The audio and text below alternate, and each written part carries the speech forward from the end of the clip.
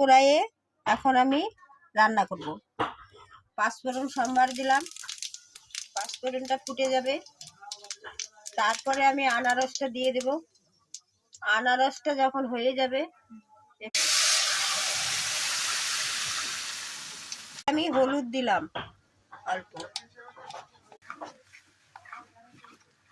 যাতে টক ভাবটা কেটে যায়।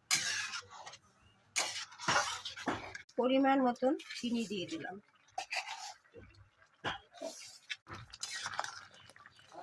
আমি এটাকে চিনি দিয়ে দিলাম, এটা ফুটবে।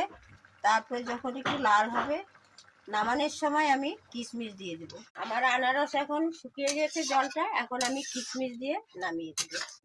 ছড়িয়ে দিলাম। এখন আমি এটাকে নেড়ে নামিয়ে দেব।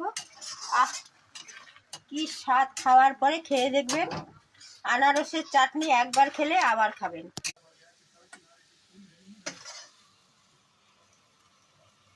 খাওয়ার পাতে একটু চাটনি না হলে ভালো লাগে না। খাওয়ার পাতে একটু চাটনি হলে খাওয়াটা দারুণ হয়।